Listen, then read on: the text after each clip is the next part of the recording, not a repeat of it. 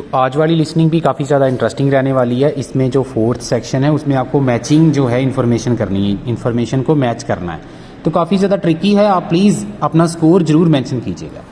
Thank you so much. Test 5. You will hear a number of different recordings and you will have to answer questions on what you hear. There will be time for you to read the instructions and questions and you will have a chance to check your work. All the recordings will be played once only. The test is in 4 sections. At the end of the test, you will be given 10 minutes to transfer your answers to an answer sheet. Now turn to Section 1. Section 1. You will hear a conversation between an agent from the Student Job Centre and a student who wants to find a part-time job. First, you have some time to look at questions 1 to 3.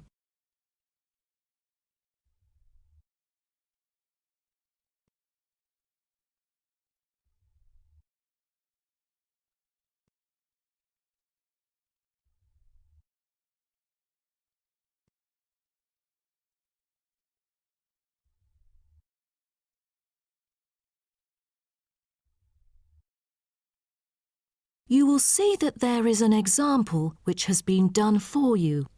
On this occasion only, the conversation relating to this will be played first. Good morning. Oh, good morning. Is this, room number 316? Yes, that's right. So, is this the Student Job Centre? It certainly is. How may I help you? Well, actually, I'm looking for a job. A part-time job.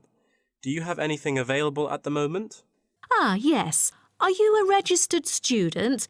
I'm afraid this service is only available to full-time students. Yes. I'm doing my degree in statistics studies. Here's my student card. Right. Well, let's just have a look at what positions are available at the moment. There is a job for social workers and the workplace is in the House of the Disabled. The agent says that the workplace for social workers is in the House of the Disabled, so disabled has been written in the space. Now we shall begin. You should answer the questions as you listen, because you will not hear the recording a second time. Listen carefully and answer questions 1 to 3. Good morning. Oh, good morning. Is this, room number 316? Yes, that's right. So, is this the Student Job Centre?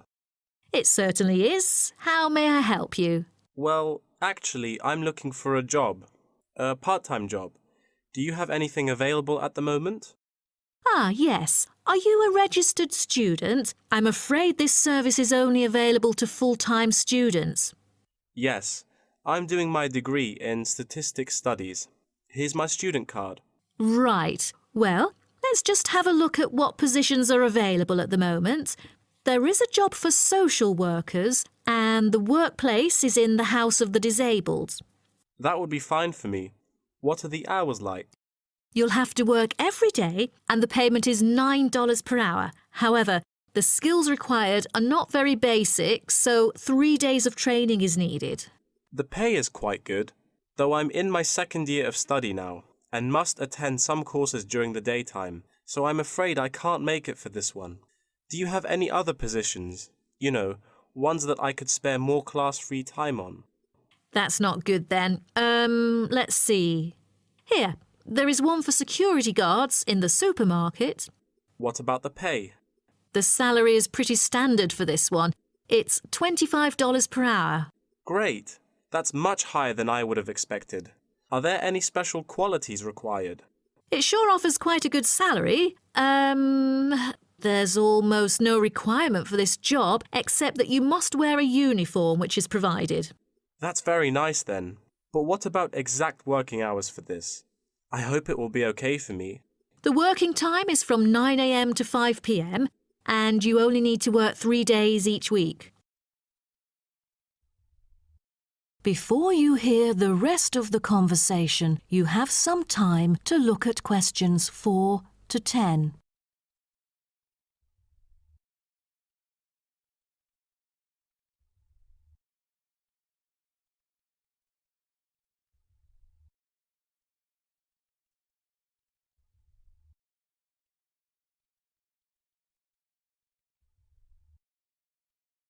Now listen and answer questions 4 to 10.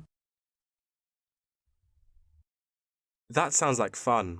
But unfortunately, I've got other arrangements during the weekdays. So that's not possible either, I'm afraid. Well, I think we do have something else for you. Yes, here it is. There is a vacancy for a van driving position in a furniture company that might suit you. What is the working time for this one? On the weekends? No, it's night work. That's good to hear, 'cause I'm available for most of the late hours. And the good thing for this is that you've got variable hours to choose from, though the payment is fixed. Any other restrictions for this one? Yeah, it requires the driver to have reliable driving skills. You know, in case of unnecessary damage or any unwanted possibilities of accidents. Night work is perfect, but I don't even have a driver's license, not to mention my horrible driving skills. No driver's license. That makes it impossible at all. All right. The last option that might suit you is a job as a data entry clerk. You'll be expected to work in a school. It's actually a good place, you know. Lovely. And what about the working hours? Not on weekdays, I hope. Actually, you'll be working only on weekends. You get a fixed salary and you're expected to be familiar with keyboarding skills. That's not the only limit, though, because I'm afraid personal transport is also a must. That's not a problem. I've got a bicycle to travel around with. Great. Now, just fill out this form and we'll see what to do next. Wonderful. That is the end of section 1. You now have half a minute to check your answers.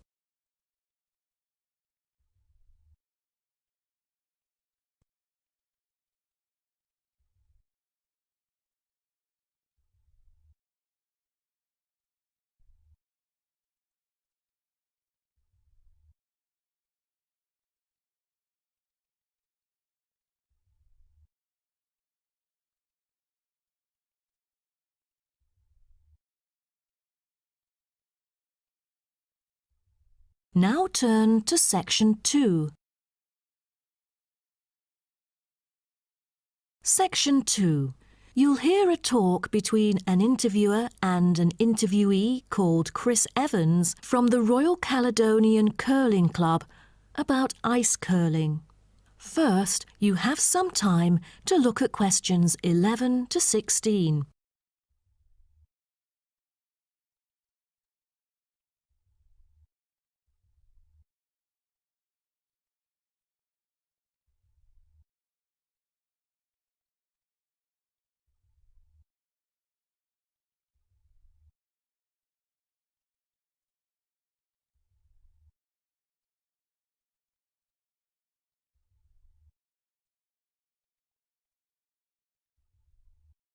Now listen carefully and answer questions 11 to 16. Today, we're pleased to have on the show Chris Evans from the Royal Caledonian Curling Club. Now, let's welcome Chris to tell us something about ice curling. Chris, please. Thank you. It's my honour to briefly talk about ice curling here to all of you. So let's start with what curling is. Curling is a sport in which players slide stones on an ice rink towards a target area which is segmented into 4 concentric circles. 2 curling teams consist of 4 players, the lead, the second, the third, and finally the skip. The captain of the curling team and its players will throw their stones in the order stated above. Each team has 8 stones. The purpose is to accumulate the highest score in the game. Points are scored depending on which stone is resting closest to the centre of the target area at the end of the game. The ice surface on which the game is played, or the rink in curling, is called the sheet. It is covered with tiny droplets of water that become ice and cause the stones to curl or deviate from a straight path. The curling players should slide the heavy polished stones or rocks across the ice curling sheets towards the house, a circular target marked on the ice, as I mentioned before. There are several pieces of equipment essential for a curling game, so a concise instruction will be given to you. The most important things are the curling brush, which is used to sweep the ice surface in the path of the stone, as well as the curling stone, which is sometimes called rock. The former is usually made of horsehair, and the latter is made of granite, mainly coming from Scotland. Curling shoes are similar to ordinary athletic shoes, except that the two shoes in a pair have dissimilar soles. The sole of the slider shoe, which is designed for the sliding foot, is typically made of Teflon, while the gripper shoe for the hack foot has a special layer of rubber applied to the sole. During the curling game, you may also find a stopwatch attached either to the player's clothing or the broom, which is used to time the stones over a fixed distance to calculate their speed. Before you hear the rest of the talk, you have some time to look at questions 17 to 20.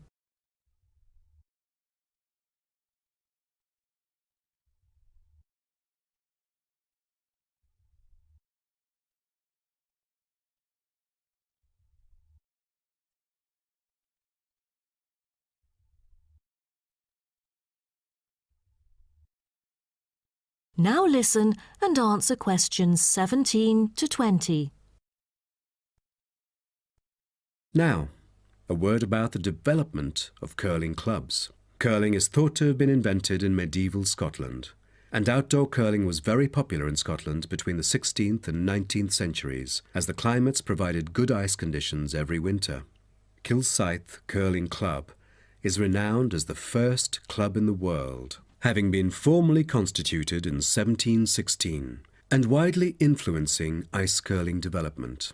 In Kilsyth today, both men's and ladies' sections are thriving, participating in all major competitions and having won championships in the British Open in the past. The mother club of curling, Grand Caledonian Curling Club, was instituted in 1838 for the purpose, not as such to attract people's interest, but to regulate the ancient Scottish game of curling by general laws. With these official rules, the young curlers could be trained in a more professional way. By 1842, the new national club had sought to obtain royal patronage, and it has ever since been known as the Royal Caledonian Curling Club.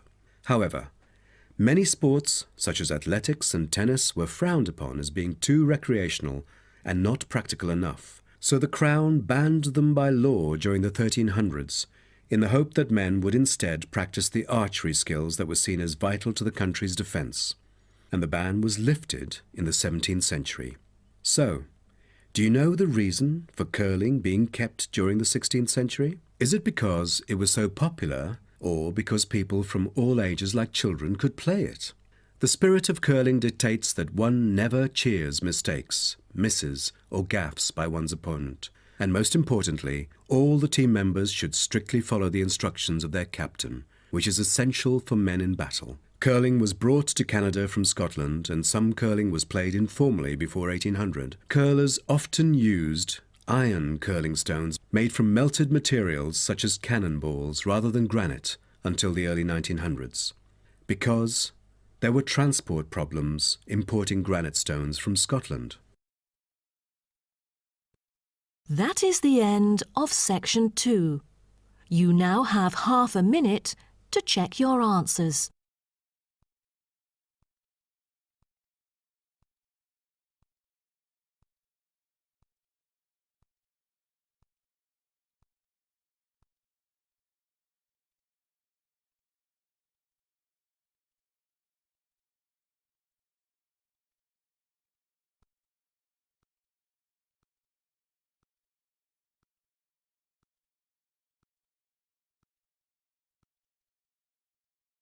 Now turn to section 3. Section 3. You will hear a student called Greg talking to his student about the study of the wind farm in Australia. First, you have some time to look at questions 21 to 25.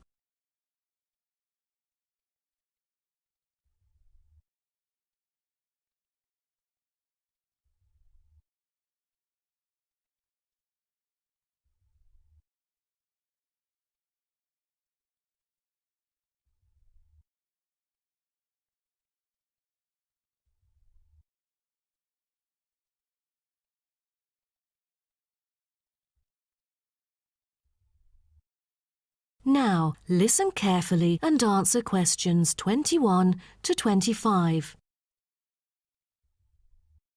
OK, Greg. So I finally managed to read the article you submitted, the one about the study of the wind farm in Australia. You did? Great! What did you think of it? Yeah, I was a little confused at first because of the background information you failed to present on the paper. I mean, it's kind of important for you to give some general knowledge before you start actually writing on the main theme. Oh, I was thinking of doing that during the presentation session, but now that you have mentioned it, I could add it to the beginning of the essay. I've done some research on that, to think about the different ways that people use wind. Wind is one of our cleanest and richest sources of power, as well as one of the oldest. Windmills began to be used in ancient Iran back in 7th century BC. They were first introduced to Europe during the 1100s, when armies returned from the Middle East with knowledge of using wind power. For many centuries, people used windmills to grind wheat into flour or pump water from deep underneath the ground. During the 1970s, people started becoming concerned about the pollution that is created when coal and gas are burned to produce electricity. People also realized that the supply of coal and gas would not last forever. Then, wind was rediscovered and carried out into research for the first time. Greg, why don't you just put all that information together and present that in the introduction part of your essay? Okay, I'll do that. What also intrigued me was that there were disadvantages about a wind farm. You see, all the conventional green scenarios for reducing carbon emissions include a dramatic upscaling in renewable power generated by wind, both on and offshore. However, the environmental impacts of this large-scale industrial deployment, both of turbines and power lines, frequently in relatively natural areas, are often neglected by climate campaigners. For example, wind turbines have the reputation of generating noise as well as electricity. So as more electricity is produced, they can be really noisy. Another thing is that some new turbine blades kill a worrying number of birds, especially large birds like raptors. But there must be a bright side, right? Yeah, of course. According to figures pulled together by consultants of the Intelligent Energy Systems using data from the Australian market operator, wind energy accounted for 50% of demand in the state. That's half of the power source. Besides, this one unexpected outcome really attracts lots of visitors and helps the local tourism. That's good to hear. Before you hear the rest of the talk, you have some time to look at questions 26 to 30.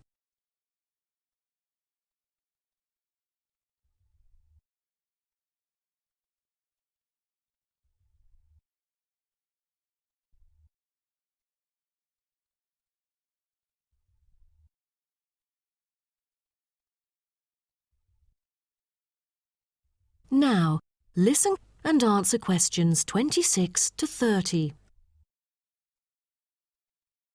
Oh, how about the structure? Offshore wind farms consist of a number of connected elements. These include the turbines, foundations, array cables, offshore substation, export cable, and onshore substation and infrastructure. Just a single one of these giant wind turbine blades, produced by manufacturer Siemens, is almost as big as the Airbus A380, the world's largest plane. That's made in Europe. Impressive. Actually, at first, there were protests among residents who claimed themselves to be victims of land loss and noise. Then, policies came out really quick, and then they could get allowance from the government. From then on, things went smoothly. What would happen in extreme weather conditions? I mean, it could be dangerous if hurricanes occur. A motorized operating mechanism enables the device to be switched back on remotely. All versions feature the modular design and share the same complete range of standard accessories, thanks to its very extensive operating temperature range of -25 to 70 Celsius and its strong temperature range of -40 to 70 Celsius. It is ideally suited for use in wind turbines under extreme climatic conditions, though they do have an option to lower the speed of it. Wonderful. Then, what were the fans, or turbine blades, made of? Is it a special kind of metal? No, they were too heavy. Wind turbine blades must be strong, light, and capable of operating for decades without much, if any, maintenance. Fiberglass is one of the main components of many large-scale wind turbine blades. The material is used because it is lightweight, easily shaped, and not too expensive. Another material used to make longer turbine blades is timber. This material is too expensive to use amongst all the blades, but on the longer blades, it's used to help reinforce them because it is stiff and light. That is the end of section 3. You now have half a minute to check your answers.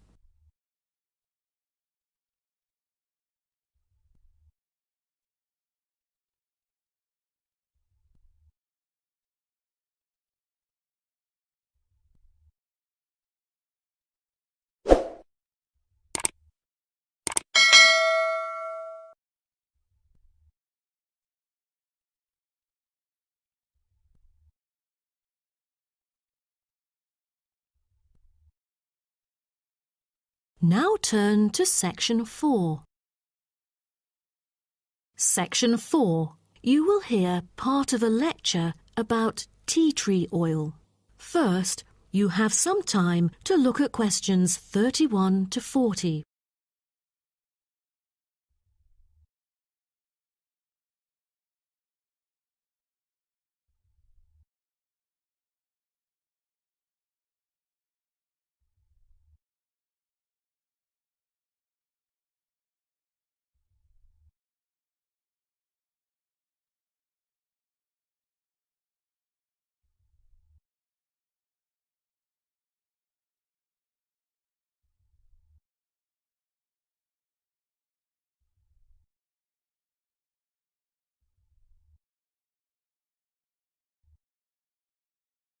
Now, listen carefully and answer questions 31 to 40.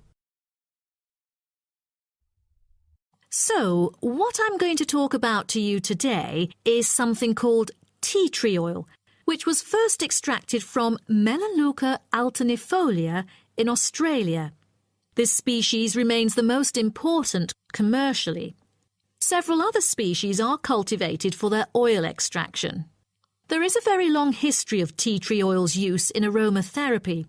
Traditionally, Melaleuca alternifolia leaves were crushed and the oil was inhaled by the Aborigines of Australia for the treatment of coughs, colds and also for the treatment of wounds. For instance, they chewed the young leaves to alleviate headaches and took them to treat sore throats or skin ailments. The Aborigines world was discovered by Willem Janszoon, a Dutch explorer who was the first European to sail to Australia. In 1606, he reached the northern coast of Australia in his ship. Then several voyages of exploration followed in the first half of the 17th century. The Dutch found it a paradise on earth for man's well-being, with timber, stone and lime for building. There was also plenty of salt, and the coast was full of fish. Besides, they found the characteristics of the diet there because they happened to meet 10 naked black Aborigines having a meal in the open air. While the value of tea tree oil originated from Australia, it was gradually known and tested by the outsiders. In the middle of the 18th century, Sir Hugh Palliser, an officer of the British Royal Navy who had been to Australia several times during that period, got serious injuries all over due to his experiences in several wars. For more than the last 15 or 16 years of his life, he seldom laid down on a bed because of the constant pain in his leg. Then he tried tea tree oil, as it was said that tea tree oil could operate as a very powerful immunostimulant for pre- and post-surgical care. The use of the name tea tree, also called paper bark trees, probably originated from Captain James Cook's description he made soon after he had arrived at the coast of New South Wales in 1770. At the time, he witnessed some Aborigines of Australia using one of the shrub's leaves to make an infused drink in place of tea. In the 1920s, some human clinical research and the documentation of many benefits associated with tea tree oil were credited, which were made by Dr. Arthur Penfold, an Australian government chemist. He investigated the business potential of a number of native extracted oils, then reported that tea tree oil was promising as it exhibited powerful antiseptic properties. But after World War II, the entry of antibiotics declined the use of natural products in medicine, which had a negative effect on the production of tea tree oil.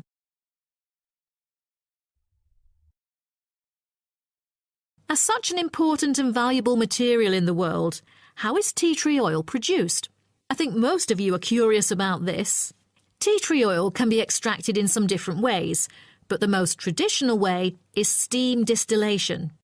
Once harvested in winter, when the amount of required essence in oil meets the needs for production, the finely cut trees are transported to a steam distillation facility. The extraction is made by distilling the leaves in specially designed stainless steel stills along with the stems to yield pure oil. The water-filled boiler is heated and constantly monitored to maintain the correct temperature.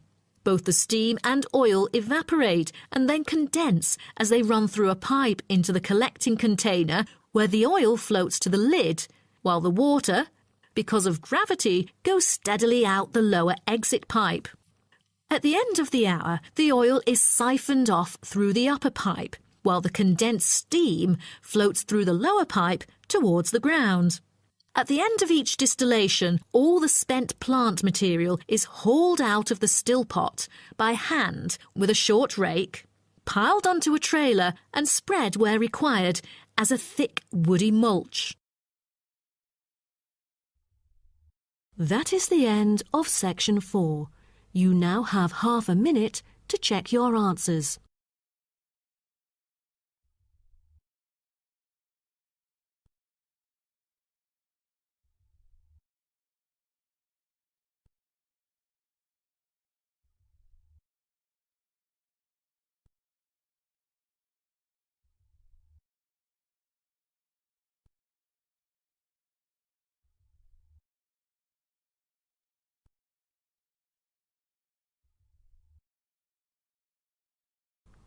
That is the end of the listening test.